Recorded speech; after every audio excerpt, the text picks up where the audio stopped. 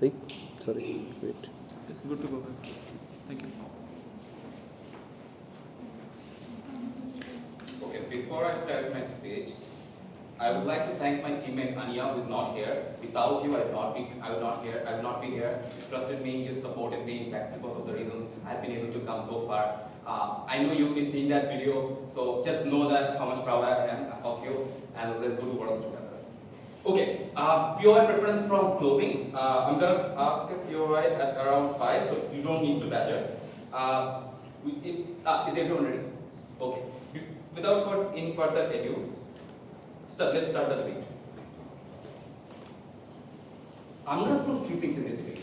What are the current political climate looks like in this debate? Who are the people who can likely come to the power in the next political government election? And thirdly, what are the impact of that whoever comes into power, right? Okay, let's talk with the current political climate of Bangladesh, right? Bangladesh economy is on the rise, right? There have been significant policies that have been taken to make it even better. It has been taken to shambles by that last authoritarian like government, right? This looks like marching bands, right? This looks like probably taking out all the loans, like all the money that has been stolen. It looks like all the like land and everything that has been stolen, right? Current interim government has taken steps to take out all of those things. Secondarily, what else they did? They did like reformation in current defense system, right? They have dismantled RAB and they have made necessary reform to make it as much accountable as possible. Previously, it used to extort to extrajudicial killing and an active force with government used to use. Thirdly, there is an international image of Yunus, right? That is one of the reasons we have seen currently United Nations chief executive come to Bangladesh. Literally, he is right now residing in Bangladesh at this moment, right? Fourthly, there has been a huge crackdown on people who has done wrong in past, right? It looks like probably people going to get the GD and everything, right? And because of that, the whole court process is working, right? All of this means the things are probably better compared to how it was previously, right? Now, who's gonna be the person who's gonna come to the next election, right? We'll deal with both. It could be BNP or Jamaat, and it could be NCP or the new party who has been coming to the power, right? Cool. If it is likely that it's BNP and Jamaat, why is it true, right? Firstly, there is such a grassroots support for BNP and Jamaat in places, right? The reason it is true is because they are one of the biggest political force in the history of Bangladesh, right? A lot of the support base exists for them. But secondarily, BNP has been moderating their narrative for a very long time right after the protest. Like this looks like they're telling that we are going to take some moderate approach, right? Thirdly, most people think the new party probably do not know better, right? They think these people are new, these people do not have enough experience. BNP is in political climate for a very, very long time. That means we should trust BNP, right? But thirdly, and fourthly, international actors kind of believe in BNP as well because they have been on the political climate for a very long time. They are close with its allies like US, right? They have been able to sustain the authoritarian crackdown that has happened to BNP. Okay. Secondly, why in the NCP is even if NCP is likely to come to the power, how does it look like? The leadership that NCP has currently is highly connected with Shibir and people like this, right? This is very important in this debate, right? Insofar they have such huge degree of connection with people like that, there are a few things gonna happen. I'm gonna talk to that later on the speech, right? But secondarily, leaders of this NCP are currently those people who are NCP leaders are currently residing in interim government, haven't been able to show any success. Rather, they are like a fucking shamble, right? But thirdly, they just have a lack of experience, right? They just have been able to taking out the authoritarian government. It is really different to manage a whole fucking country rather than just taking an authoritarian country. The reason is you probably have unified goal when you have to take out one authoritarian regime. Everyone hates that. But the moment in time that has been fallen, you now have different groups, different entities, different interests coming out, right? Which means you just necessarily do not have those experience to deal with in politics, right? But thirdly, and lastly, international actors do not have enough faith on that. This is true because India and US probably would not put their so much trust on them, right? Even if they do, it's gonna be very small. Okay. to our constructive then. How in the next political government which will come, worsen the economy. Secondarily, how a political Islamization gonna happen, and thirdly, how it is gonna be very, very bad for minorities and women, right? Okay. Economics. If BNP comes, BNP is known for someone who has stolen shit ton of money from Bangladesh, right? In their previous regime. Secondarily, even if you don't believe that, they have a highest incentive to steal again because there have been a huge crackdown on them previously, right? And they have to really sustain that law. So which means even if they come, they will do that. Secondarily, BNP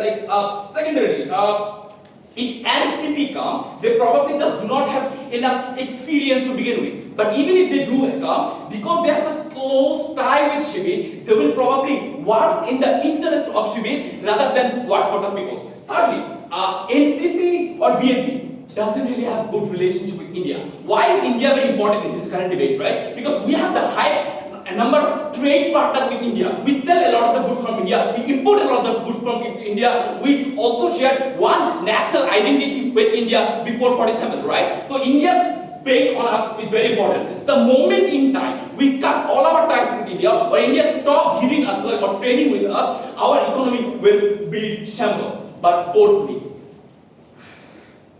they are populist in nature. They just say flashy things. Like if you look at all the NCP new leaders, like Sabi Salo, they just probably want to cater to the mass. Do not want to make any structural change, right? This is the problem with populist type leaders, right? Insofar they do that, they will not make any new situation, they will not make any structural change in the system that will probably save Bangladesh. Fifthly, as I said, Islamization. Before I go on, closing. Okay. Islamization. I have two left responses to that, right? Islam was oppressed for very long time on previous regime, right? Because of that, now Islamic groups are coming to the power. But secondarily, because of Shahaba, which promoted extrajudicial killing, right? There is a sympathizing for Islamization. But thirdly, people who are go to protest and Shahaba, they have been highly tagged as a Shahabagi, which has been sold out to the public as something negative, right? So more fraction of Islam is coming because of all of those things. If all of these are true, it is really, really bad for minorities and women because there is no political representation of women in most cases of these parties, right? But secondarily, especially in cases of minorities, previous regime has sold us that minorities is like someone. Okay, maybe the next speaker will continue on that. Very propose. I'd like to thank Prime Minister for the fine speech. Leader of opposition, whenever you're ready. Yeah.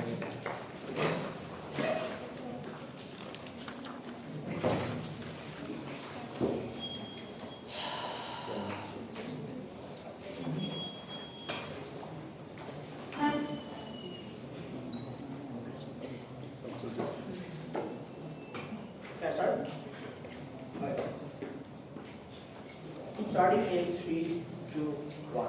I would like to debate and prove to you that the situation in Bangladesh gets so good that I would probably not want to force myself out of here and go to Florida of all places. But change is marginal.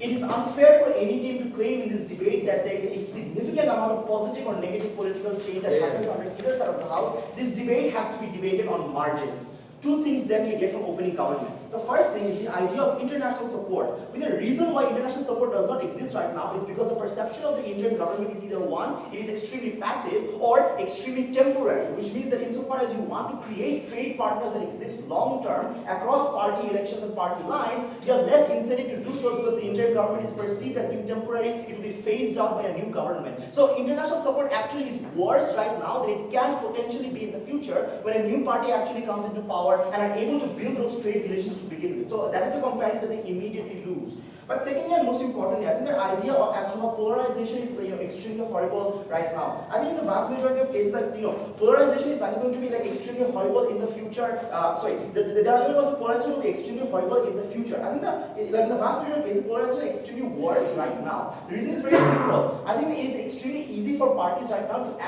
either act with impunity or to not have election pressures levied on them to where they have to moderate their language to begin with. So insofar as party incentives are considered, insofar as they want to gain short-term prominence, that falls flat under their side of the house. Three metrics to decide if which balance is going to be worse. Firstly, political stability. Secondly, economy. Thirdly, on minority rights. So I think that insofar as it is true that both forms of governance are likely to have flaws, I think firstly it is important to consider that the current interim government is deeply unstable for a lot of reasons. Number one, they are made up of mostly technocrats who are unable to focus heavily on advocacy, which means that these are individuals who are primarily passive, who do not have internal and emotional incentives to advocate to the same extent that other parties have. But these are individuals who are in the lower spheres, which means that the individuals who are in the higher spheres of the interim government are the people who are the most vocal of the individuals during the student protests, which means that if these are individuals who want to politically advocate in ways that may potentially be harmful right now, the vast majority of lower level technocrats do not internally call out on them because they either feel they do not have the legitimacy to do so, but are too passive to do this, which means that the people above them, the ones who spearheaded the movement in the past, are not kept in check, and because they're extremely politically mobile and by their own characterization have ties to Jamaat Shibir and whatnot, are better able to act on that incentive because there is no internal check and balance within the interim government to keep them in check. Secondly, and most importantly, I think that in vast majority of cases, interim governments have less of an incentive to call out bad stuff that is happening right now. Number one, they fear losing legitimacy from parties who can frame them as illegitimate.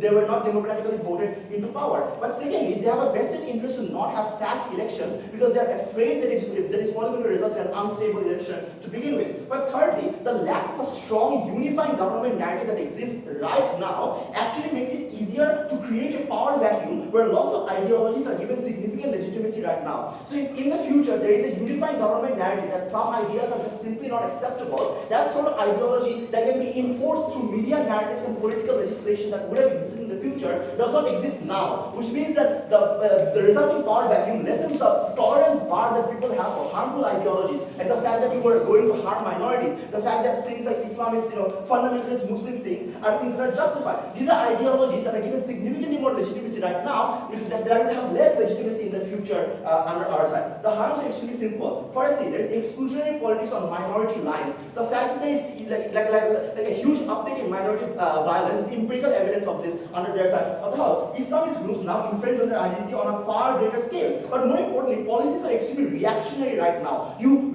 enact policies not proactively because you are unable to understand if the election will happen fast or slow, but you're also a temporary government, right? So you're unable to act long-term policies. So insofar as currently most policies are reactionary, that means that these policies are likely to take into account the most vocal of the most vocal minorities and react to them. And those vocal minorities are empirically likely to be individuals who cause instability in society. For all these reasons, the current interim government is deeply unstable. Secondly, we know that in the vast majority of cases, the current interim government is going to be an easy political target because of the perception that they were not democratically elected, and because of parties vying for power and know that the interim government does not have a large voter base, also proves incentives right now for parties to cause unstable situations with impunity. So, what will the process of election then look like? This is an extremely important argument because it shows that irrespective of which party goes into power, the process of heading into an election is going to result in good outcomes on our side of the house. So firstly, right now, there are party incentives to get short-term political traction because you want to gain prominence because you're competing with other,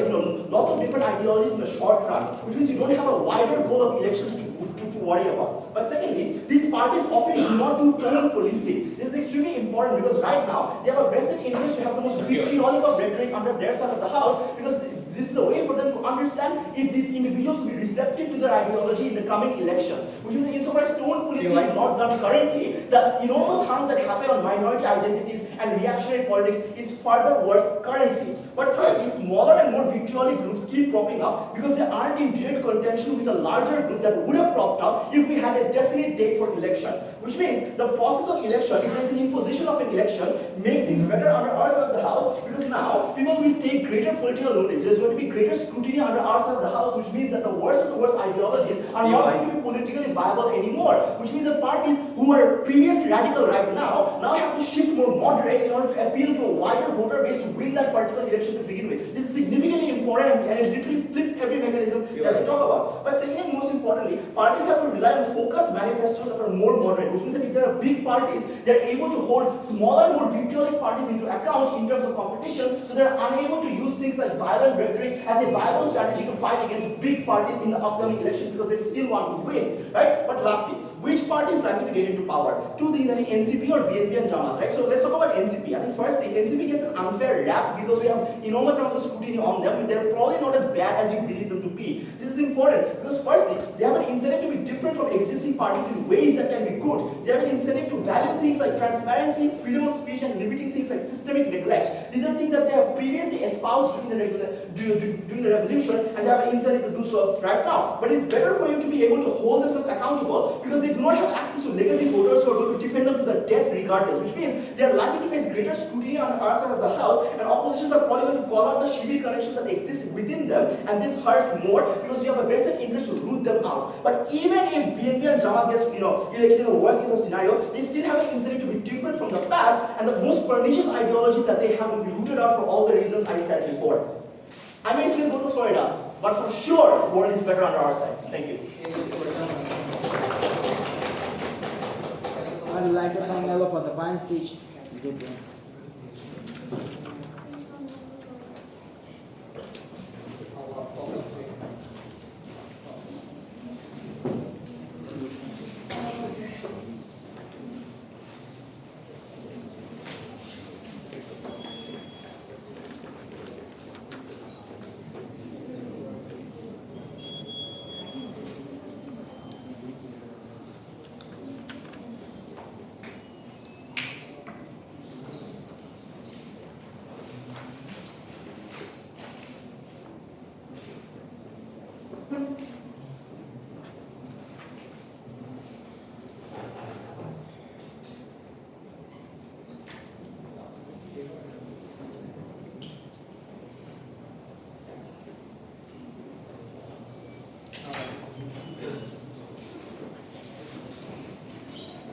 Starting in 3, 2, and 1.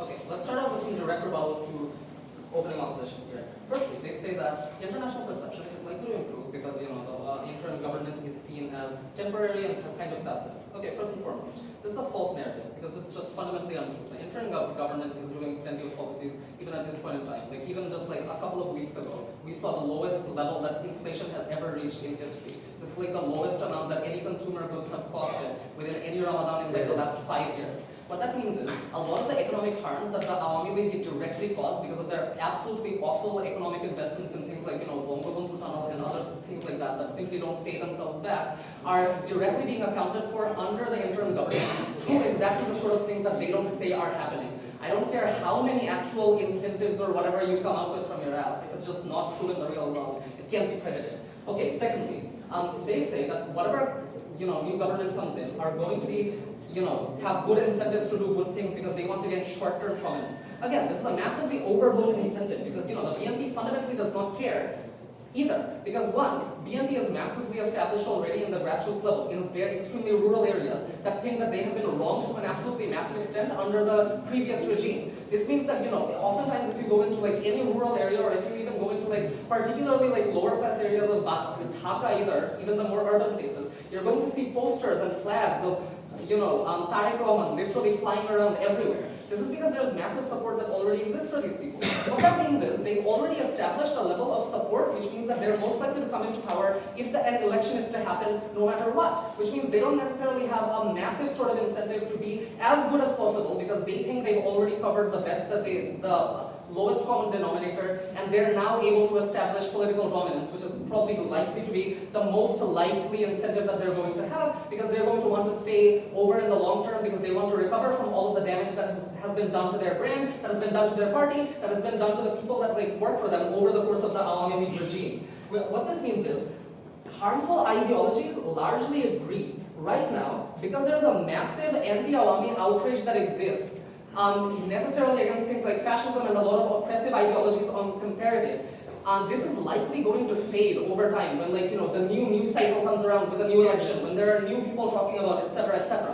What this means is all of the things that they've essentially talked about in terms of these people wanting to do good and harmful ideologies being snuffed out are not actually maintained over the long term because as we can see right now, there is sort of a rise happening in terms of extremely, extremely bad Islamist sort of policies that are being pushed by a lot of people, etc., etc. And these things have no check and balance that come around. I'm going to analyze this extensively when I go into it. Finally, on points of like tone policing, etc., that like, what's the likely result of this? The people that come around are most likely not going to be moderate to begin with, because in the aftermath of, the fall of Awami League, most of these people want to make sure that whatever ideology that they want to push is now going to be, dominant within this place, because they want to establish political dominance to some degree. In terms of reactionary policies, the incentives don't necessarily exist, because your own logic disproves this on OO. If the interim government does happen to be as passive as they state it is, it's very unlikely that they're going to be passing reactionary policies left and right. We've also seen that this historically is not the case, because they just don't agree with a lot of the random bullshit that a lot of these parties want them to do. They disagree with like wanting to push an early election as soon as possible, because they knew that the country is not in a stable enough political state, and probably one of these dominant parties are going to come into power anyway. It's fundamentally not as reactionary. Literally none of the premises that they actually talk about play out in the real world. Do not credit this. Okay, now on to like extending our case. Why is the resurgence of, Bangladeshi nationalism something that we need extremely dearly right now to counterbalance the rise of, Islamism-based nationalism that is coming around? One, this is incredibly important because the resurgence that we're seeing currently against, fascist regimes or generally oppressive ideologies to begin with is the one thing that is holding together a lot of the awful things from happening in the very first place. You have people within the Shaolin movement and stuff like that that want to push for things that allow for, better media freedoms, that allow for people to that allow for people to like speak their words over the internet, whatever criticisms that they want over the government, etc., etc. You have people wanting to raise the minimum wage. You have people wanting to raise the minimum age of consent, etc., and generally get along more positive policies that oftentimes the interim government will agree to, even if like a large portion of the people that are currently going along with the Islamist rise want the exact opposite. This is because the interim government is actively, for the exact same mechanisms that they talk about, actively incentivized to pass policies like this that are more advertisable to the West, where you can get more support, etc., things that are more palatable.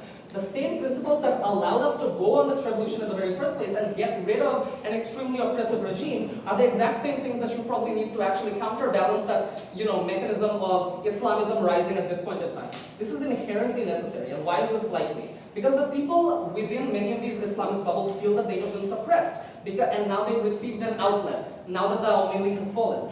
This means that they're on the rise, and Islamic conservatism is generally gaining popularity among the lower class majority, and they disagree with a lot of things like secularism, etc., What this means is this put on pathways for right now the things that have like put on pathways for raising things like the age of consent that happened very recently oftentimes go away directly because they want to establish a khilafat and actively want to get rid of a lot of the rights that are protecting minorities and women, etc., Your time is up. What this means is, on top of this, what ends up happening is that when a new BNP or Jamaat, whoever comes around, they're most likely going to be in a coalition. Why is this likely? Because they've been aligned historically throughout the course of the entire Awami League regime. They're probably going to want to establish some sort of political dominance together so that they can maintain the highest number of seats within parliament, as they are already politically aligned to a large extent. The interim government actively does not let them do things like this within the status quo, which means that they're unable to capture a very large portion of parliament and maintain political dominance over a long term, which means the only real policies that actually come about are going to be those. There is a massive lack of your democratic rights actually being met on the side of opposition, and this is incredibly important given that this is quite literally the reason we have an interim government in the very first place. Finally, talking about the economy, even though he's talked about it as much as he probably needs to. Okay, firstly, on top of BNP already having done a lot of stealing from this to begin with, they've been cracked down on significantly, which means that they want to seize this opportunity and get this back to a large extent. The NCP themselves are also unlikely to make extremely good policy, but they're probably not coming into power regardless, given that they have 5% overall support. Even if they're able to prove that the NCP is better than the BNP or whatever else, none of their incentives actually come into play, considering the biggest incentive right now is to maintain political dominance, is to maintain some sort of power, which is what they have longed for so long. So proud to propose.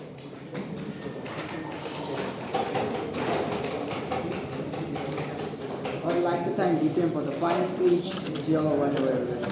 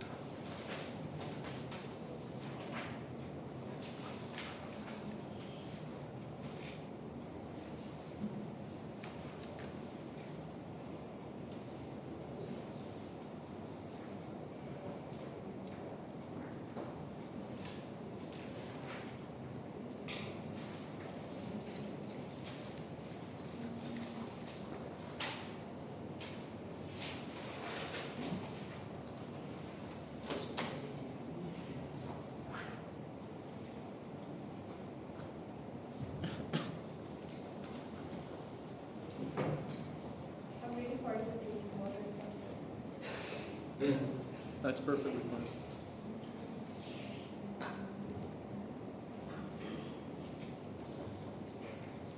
I will take a few words from CG. So OG don't matter to me, I will take a few words.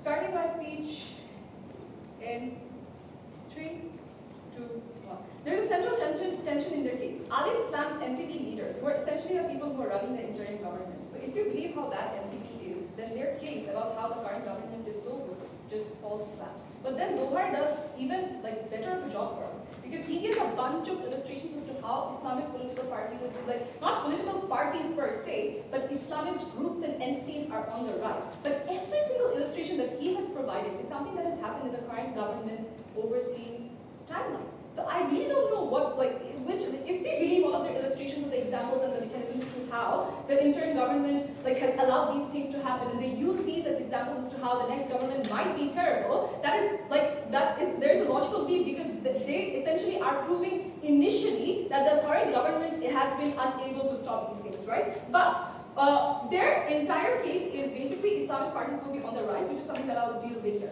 Now, who might be the next government in power? Honestly, from the vantage point right now, it's really hard to decisively think from any side. Number one, which political party will overwhelmingly win? Number two, if any political party will actually get an overwhelming share of votes, because there can be fractures of votes in the parliament and whatnot. What are the possible scenarios? Number one, rural areas might get a higher share of Islamist party votes, but not in urban areas because of the incentives and the lifestyle that people live. Number two, NCP might get seats, but the problems that they talk about as to how NCP is deeply entrenched with Islamic tendencies is something that we do not think will, decisively continue up until the election that might happen after a year. Why is that the case? Because NCP is something that has been created literally a month ago. They're so fucking new, which means that they're even now are trialing and testing all the possible scenarios as to how they might be getting a larger chunk of the political power that they're vying for. Which means is that their current biggest potential voter base are young people. So after a certain period of time, when they will be seeing constant pushback from young voters,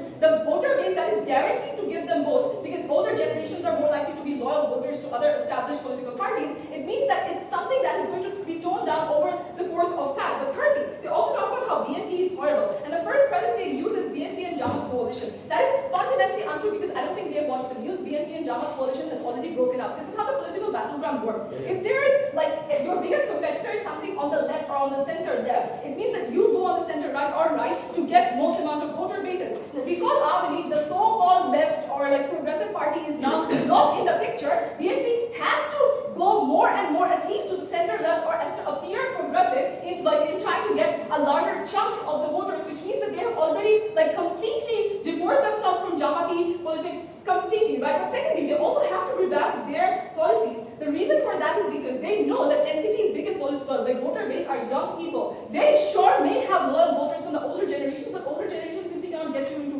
political power entirely. What this means is that they have to. They're dependent on making sure that they are catering to the newer generations of voters that care about things like transparency. That's why we're seeing, for example, Tariq Rahman's post. I know it's a filthy example to make, but what we're seeing are attempts. We're seeing Fakhrul Ahmed, some person who has hated Awami for their whole lives, saying things like how Awami, if they're not legally banned from the country, should still be able to run in elections. What we're seeing is a revamp of the political parties, of this political party, which means that given the legacy voters and given the young voters that they're also making sure they get, it means that the possible scenarios of the government and the political parties that will comprise the government will not be as horrible as they claim, which is basically they claim they'll be overwhelmingly Islamist, right? Now, what is the metric through which we win this debate? The most important probably should be, probably not the most, very important should be which side, where is minority violence or oppression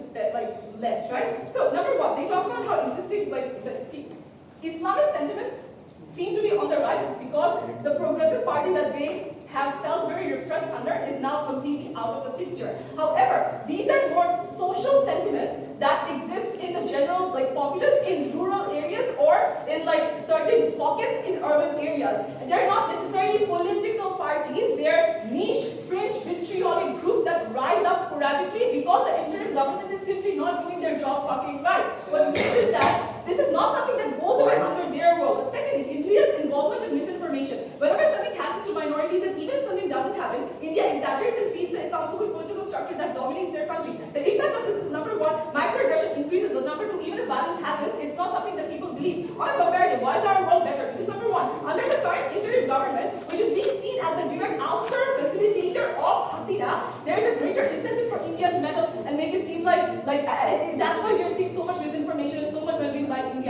is something that the incentive directly does not exist when a party gets voted in, right? But secondly, they talk about borders being closed up, we agree. The reason why there is an inertia to change the current status quo and the borders being closed up with India is because the current government is being seen as temporary. What this means is that they're currently, like the two parties are like in a dick measuring contest and they don't actually want to do something sustainable for the betterment of both parties. Under our world, number one, the government will be elected, and even if India has done misinformation, they know that they can incite a negative reaction within people against an elected government, which is something that is more likely to happen under a government that is not elected, which is the current status quo. But secondly, Ali also talks about trade. We think that this is not sustainable, the borders being closed up, and when there is an actual political party in power, there is greater incentive from India's side to start negotiations. But secondly, why is there political incentive, why is there political stability better? This is an extension of law and order. See, this is how developing nations work. Yes, good POI. The question is very simple. The best analysis of your side that these elected parties are going to do well is that they will change their perception. Once they're elected, what the issue will they have? Because they always have an incentive to get elected again. They always have an incentive to make sure that their governments are not seen as shit. They have an incentive to have FDIs flow in so that they like flow into their countries, which are all over overwhelming incentives as to why the entity that will be voted into power, even if it's Jamaat Shibir, is essentially a democratically elected government and will have long-term, at least not horrible incentives for the country. Now, informal institutions is what dictates law and order in Bangladesh and developing countries, and they are essentially political arrangements between law enforcement and politically important individuals. The reason why law and order is so shit right now is because there is, number one, no clear chain of command in the interim government, so there is no method through which you get the political arrangements. Secondly, they're seen as temporary, so obviously there is no incentive for the law enforcement to make long-term political connections with informal institutions. The reason why there is greater incentive under elected governments world is because they need to get re-elected. They don't want to have instigatory incidents being promoted by the other side. What means is that even in the worst case scenario, we believe that because of the fact that they're elected, because there are greater long-term incentives from all sides to make sure that shit doesn't hit the fan, is something that will make sure that law and order is not as unstable as it currently is. Very proud of this. I'd like to thank Yellow for the fine speech. Member of Public.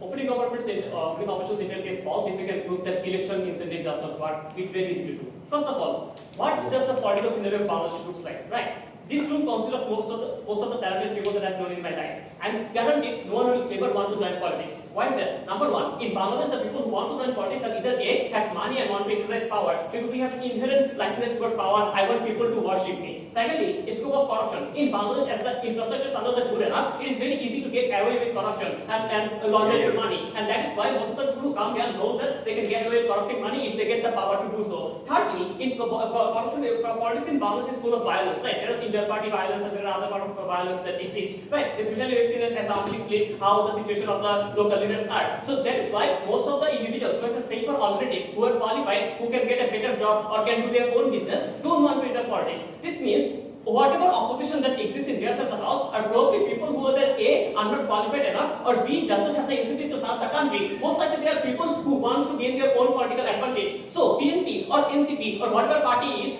from the smallest of the leader to the local to the head of the party, consists of people who has hunger for power and wants to do it. Right? So why is interim better in this case? Number one, because in interim, most of from Yunus to all the advisors and from all the changes that we have seen so far, consists of people A, who don't want to win election in the future. As a result, they don't want to want to earn money, right? They will be here for only 1 year. But BNP knows that if they can control the elections, they will be here for 15 years and do more corruption. So now intelligence is comparatively less in the incentives from corruption. But B, most of the people who are interim are already rich and already very affluent in the society, so they have much incentives to be to corruption and exploit the power. But thirdly, they have already proven their dedication to the country. Most of these people who are advisors have been selected by consulting with the students who have made sure that they have been working in the respective 10 to 15 years. They have done so much service for the country, and that's why they are selected here. They cannot guarantee that can happen in their side. All of this means that in our side we have comparatively better policies because the incentive of the Indian government, the people with the Indian government are far better. In their side, why it is forced? Not only because in their side, when they will go to power, they will try to exploit the power, but also they will ensure that every important position is replaced with party loyalists. It will look like all the ministers in their side of the house will be consisting from people of their own party. All the show chiefs, or I don't know the English for that word, or all the important administrative positions in their side of the house will be replaced by party loyalists of their physical party because they want overall control, they don't want totalitarian power. So the policies and the implementation of those policies, be it about minority, be it about economics, be it about international affairs, will be far worse in their side of the house. Right? Secondly, why does interim has better capacity? Simple, because one, the people within Indian government has much better policy making experience. Yunus is an extremely experienced economist. All the people who have been selected as advisors have been working for a long amount of time. In their side, the important positions will consider party loyalists who don't have enough knowledge,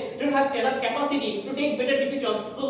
For that, we have better policies. But also, secondly, interim has suffered from mass. No matter how much it looks like on the media, ultimately no one goes up the street and says interim needs to go, except for BNP. The only people what people expect from interim is do better. So there is better accountability in the outside. No one is saying interim has to go, they say better. So what happens is ultimately, whenever interim gives a policy which is good, they get huge amount of support from the mass to implement that policy. So implementation is also better in our side. So all this means that we will have better amount of policies which will be taken who are also better. They already have better incentives and capacity. Yes. If most of the corrupt parties are in opposition to the party that gets into power, they are unable to commit to the same extent. I got your point. So now, this incentive of I need to win next election never works. Why? Because in their side of the house, the electoral system will be far worse off. Why? Because in Bangladesh, whenever if we can prove that if BNP has the confidence that they can rig the next election, they will have an incentive to change, and that is very easy. The first thing that BNP will do after they come to power, or any other opposition that they come to power, is they will consult the election commission. They will make sure the chief election commissioner and the other election commissioners are replaced with party loyalists. That's the first thing. But secondly, the law enforcement officers or who ensure that the elections are being fair and square, these law enforcement officials has great incentives not to go against BNP or the state in power. Why? One, because the higher officials of the law enforcement will most likely be from the party because they will be replaced. And also secondly, those who are not party loyalists would not want to go against the higher officials within the force because that will cause them long-term harm in their career. Probably their promotions will be stopped. We have seen countless examples where honest officials were not given promotions because they went against the state or the party in power. And so that is why most likely people would either not go. Even if people want to go against the government and wants to ensure a fair election, there are local goons. Like BNP is the power, as I already explained. BNP consists of people who are here to exploit power. So they probably have groups of goons or not even goons. Like they probably have those people. If you call them and tell them to do violence, they will do violence. And if necessary, they will even use their power to take control over election centers and rig the elections. I'm not saying that all 366 will be elected. Probably 100 to 156 will be rigged, and that is enough for BNP to get the majority in the parliament. And if that is enough, then all the incentives that they talk about how election will force the party in power to change does not work. None of the incentives that exist actually fails. And this is exactly happening in the case of Ahmed. That's exactly what they do. For 15 years, what they did was they ensured that they controlled the election. As a result, they never had an incentive to listen to the people in power because they know that they will win anyways. What incentive do I have to exist? But why this accountability gets forced off for more pressure of other reasons, right? One, because media freedom gets significantly worse in their side of the house. Why is that? As soon as the party will come in power, yes, they will allow media freedom. If you really notice that even Awami also allowed media freedom to a certain extent. What they did not allow is crossing the line. So they did allow you to sometimes say one or two bad words about Awami, but what even the next power, they will allow you to say one or two words. I'm not saying they will go for total control, but the most sensitive news, the news that can tip people's voting decisions, the news that can cause people to get enraged and get up the streets and protest. This type of news, it will make sure the party in power will make sure that this type of news never get out. How will they do so? One, by implementing laws, like there are cyber laws and thousands of other laws within the state, like because the parliament majority is constituted by that party, whatever law they propose in the parliament will be passed either ways. So because media freedom doesn't exist, one, minorities get forced in their side. Because in government, media has completely more freedom because Yunus has no incentive to control the media because he doesn't really care if he will win the next election or not. He just wants to do his job and go away. He doesn't want to be elected. But the party in power will have that election. So now, that is why we see more of atrocity news against, like whatever happens against minority, we see it quickly on the news. But in their side, that will be suppressed and they will be forced off. But secondly, opposition should be suppressed in their side of the house significantly. Whenever opposition will try to mobilize and to protest against the government, be it in parliament or be it in street, they will be jailed, killed, lynched, threatened. All of this means that even accountability from the opposition parties should be significantly worse in their side. Because the accountability will be worse, whatever they do, they will be able to do so, and so everything gets worse. We will be in a hell, proud to defend Yunus. We would like to thank member of government for the fine speech and opposition.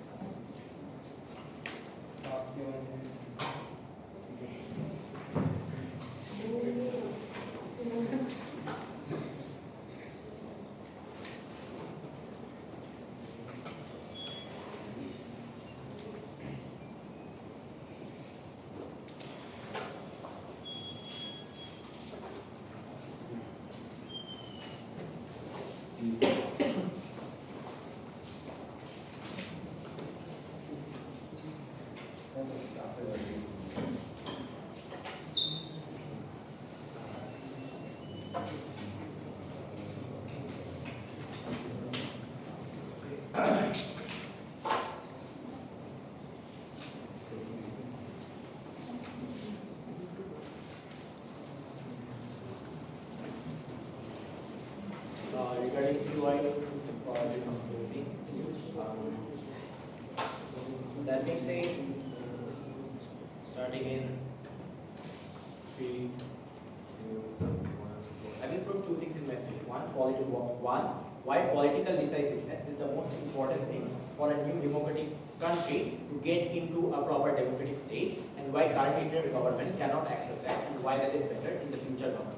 But secondly, talk about the alternatives and like regarding why the alternative party, regardless of who comes into power, have a better check and balance and accountability mechanism, regardless of the incentives that they have. Right? Before that, let's talk about election process. Because like I have 3 reasons for why probably before leaving this interim government is probably going to ensure a smooth and probably a somewhat fair and accountable election procedure at the first place. Why?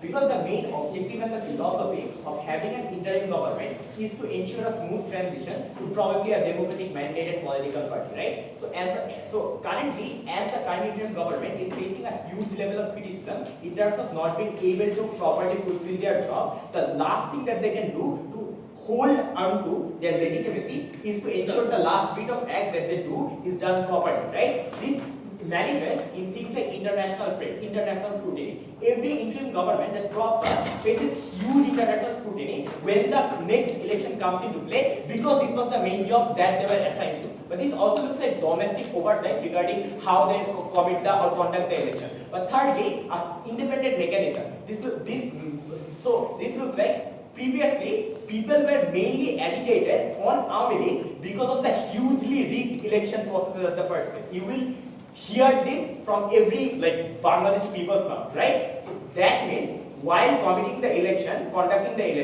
there is going to be a huge level of internal scrutiny, and if the interim government fucks it up or not do it properly, they are going to face a huge backlash at the first place, which they do not want to face at the first place. That being said, moving on to exception. First, let's talk about why the new party acts in a better way, right? So understand what is the Bangladesh political scenario. There was a recent overthrow of a fascist government at the first place, right? So all of the entities and the action and all of the mechanisms of overthrowing and those rages are still fresh within the people of Bangladesh as it is a new democratic party. What does this mean? This means that every Bangladeshi people is highly pessimistic and highly scrutinizing of a new political party that comes into power. What does this look like? This looks like all of the activists and NGOs which keeps political parties in check that is still existing, but also the things like mob mentality which is there to constantly question political parties' choice, that is already existing. How does this link back to the debate? As the current interim government is not democratically mandated, these opposition accountability mechanisms are not being able to come into fruition because they are not democratically mandated. But the moment a new democratic party in future comes into play, where democratic election pressure mechanism comes into play, these types of mechanisms becomes very effective in terms of keeping them cheap. So regardless of BNP or NCP coming into power, there's a huge mechanism which keeps them into check at the first place.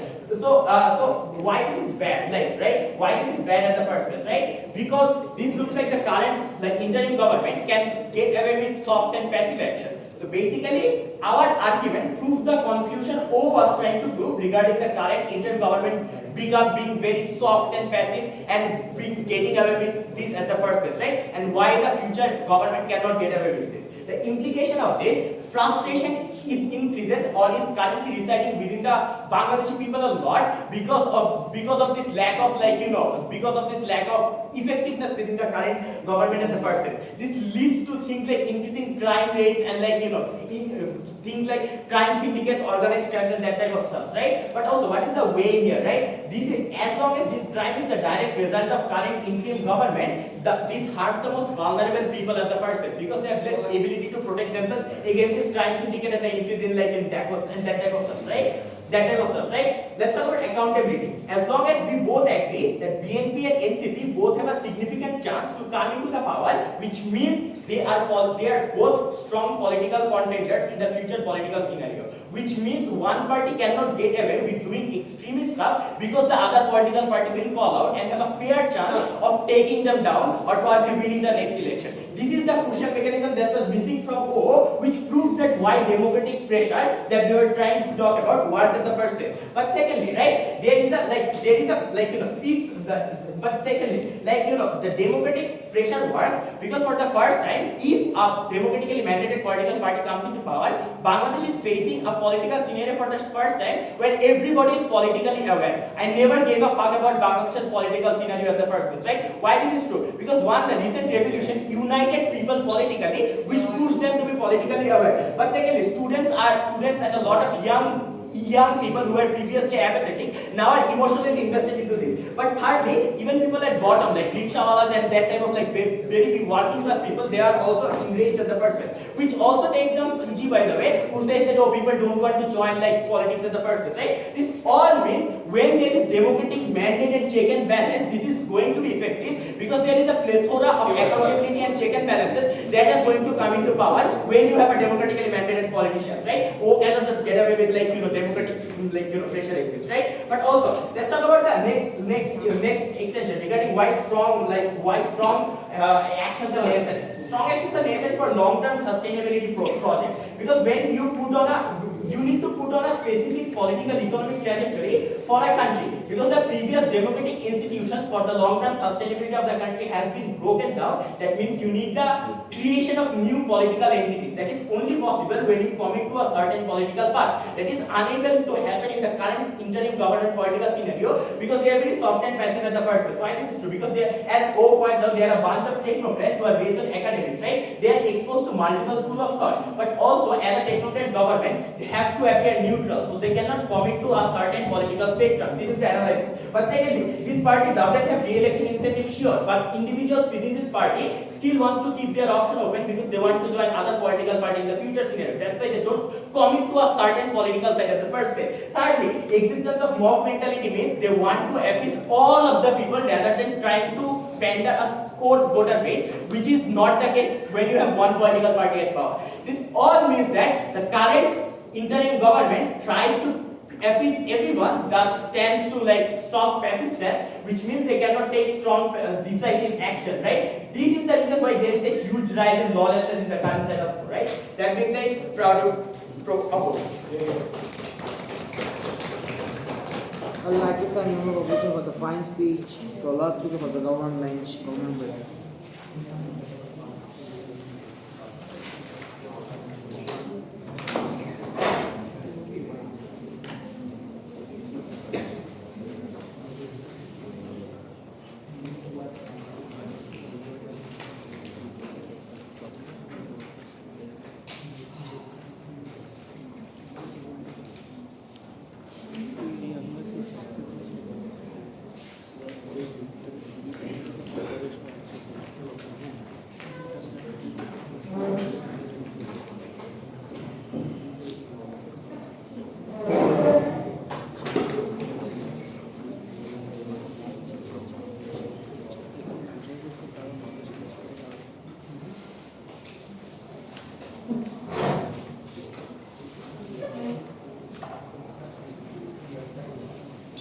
Okay.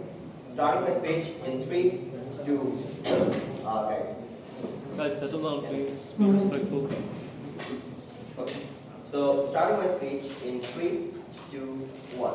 Three things in my speech. First, about political stability. Second, in terms of law and order. And third, in terms of economy. And I will on that clash in each of that. But before that, I'll just take closing opposition out of the debate. I think the problem to try to identify is that interim is going to give you election in 2 years and it's going to be fair. That's why the political party that's going to be elected is going to be fair. Okay, we're okay with it. But the question is, what is going to be happening after that election and the next election that is happening, right? It means that if the election that is happening in 1 year is going to be fair, this does not change the fact that it's going to be corrupted in the election that is going to happen after 6 years. It means that the political environment is going to be worsened off. They can't win the debate by just simply saying that, oh, now the situation of that is going to be better. They have to win the debate on comparative. This debate is in comparative with the current situation of interim government. The closing opposition case is extremely uncomparative in terms of how it's better than the current situation that Bangladesh is in under the interim government, and I think they cannot win the debate until they do so, and I think that more than a significant burden to prove it. Now, in terms of political stability, I think opening opposition have 3 ideas. I'll just respond to them first. The first idea is in terms of passiveness and how passiveness is better. It is not like, but first thing that I'll take it drone better. And the first thing that I'm going to talk about here is that it's not passive. But the thing that you think this is passive, why is this the case? Because one, there is now simply just much for media freedom that people or the things that is happening at this moment can come out, right? What happened in the time of Army League, you couldn't say because understandably you didn't have the media liberty to actually say. But under the area of interim government, you can just simply come out and say that what is the problem that is happening, right? That's why you think that there is a significant level of problems with the interim government. But secondly, there is significant level of propaganda that exists from BDC and Ayman that started running against this interim government, right? It means that they want to prove that why interim government's policies are bad. It means that the policies that are thinking that they're bad or passive are actually untrue. But let's just take them at their face, right? Even if it is passive, I think it's in margin way better. What is the case? First, I think if a political party comes in power, there is political insurgency, right? The way it happens is that the party in power want to suppress their opposition, but also the opposition party want to suppress the party's policy that these parties are taking, right? It means that the coalition that is going to happen in between parties in order to get in the power is significantly way worse under their side of the house. But the second comparative is way bad, is that in their side of the house, when one party is going to come in power, whoever it is, BNP, Jamaat, whoever it is, the media freedom is going to be significantly lower, right? They have to defend under their side why they're willing to take this trade-off and how this media freedom is going to be better. Under our side, now people, whatever the problems they're doing, people can come up and say that what the problem is happening, right? It means that media freedom is a significant level of impact that happened under our side of the house, and this is the fair enough we are doing as a debate. Second thing that poses from opening opposition is that they have no intention to give election. The first one is that we don't need to defend interim will be in power for 5 years. What we need to defend is that BNP or Jamaat, if they come in power after 1 year, how it's going to be worse in comparative. And I think Abid's speech has already proved that how it's going to be worse. But the second thing out there is that the party that will come in power have the incentive to sabotage the election as they want to be re-elected, right? Interim simply don't have this incentive to sabotage this election, right? And it's very important because understandably, in our side, the political freedom is way better comparatively to their side. Third thing they say, I'll take it later. Third thing they say is that incentive to do well, the only incentive they have is that we are going to we have an incentive to do well and change our previous perception. I think this is bullshit. This is bullshit because one, when you are in power, then you have no incentive to actually change the perception of people. You can simply be re-elected by corrupting the manipulation, or eventually if you just want to please people, you can do less corruption. And these parties have significant amount of incentive to do more corruption and don't think that is going to give them more power, which has been already proved by member of government, right? It means that they cannot just prove that there is going to be suddenly coming in and check and balance, right? It means that if the analysis that they want to be re-elected, they have to prove that why they want to be re-elected in a fair mechanism, which I think the opening opposition were completely out, haven't been able to prove. Lastly, in terms of political stability, what closing opposition tried to add on? Closing opposition tried to add on only one thing. It is that people are they have now rage in their flesh and eventually now they want to fight against it, now they have political awareness. The first thing that I'm going to talk about here is that this level of protest to change one government is very unlikely to happen, right? This happened after almost 15 years and I think it's going to episodes of 15 years, right? It means that it's very unlikely that the rage is going to come out of the people and they're going to change BNP if the BNP does something bad for 2 years, right? And it's very absurd to play. But secondly, I think what are they going to do with political awareness if the next election is rigged, right? Because even if you have political awareness, it doesn't change the fact the election is rigged, because understandably you now can't change the situation, because even if there is probably people coming out and eventually doing protest, it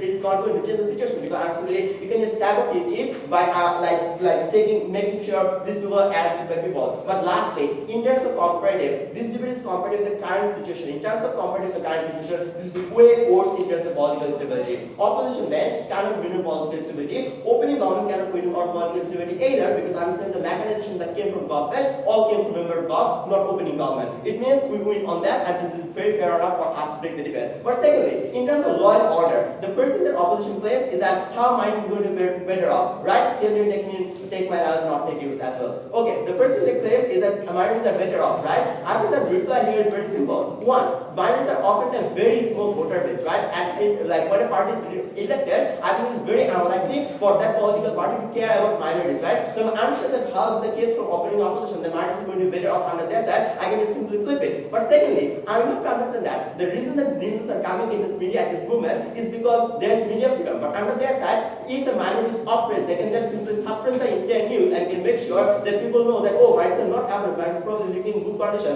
where minorities are simply killed and in very significantly worse situation. But lastly, interim is very liberal compared to the political parties they're talking about, right? You can simply say, fuck no, I don't want Islamists to exist here, Islamists to do this, well, this BNP or Jamaat cannot do, right? It means that the liberty that exists under our side is significantly way more compared in their side. It means that minorities are not better off under their side, they are forced. Second thing to say is that is situation you have to understand the comparative, right? Is the situation really that worse that you want to you think that BNP is going to change the situation? One, news are not coming up in media route, but bro. Secondly, this is very important. The situations are improving, right? They need to take time to actually improve their condition. But now rapists are getting arrested. People are getting caught. Dakas are getting caught, right? It means that people who are actually sabotaging the law and order is now getting arrested. And this is very important because understandably, what is going to happen in their side is that if they want to caught a rapist or a Dakas, and they say this is probably from BNP, and they think, oh, I'm not going to arrest them because I want to protect my people, right?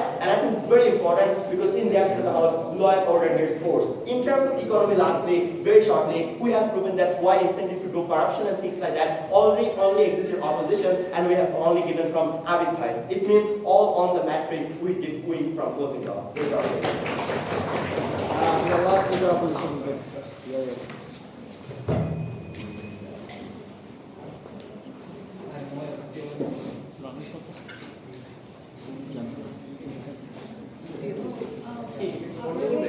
Oh, sorry. Moez is about to speak, but the video will be off. Moez, best of luck.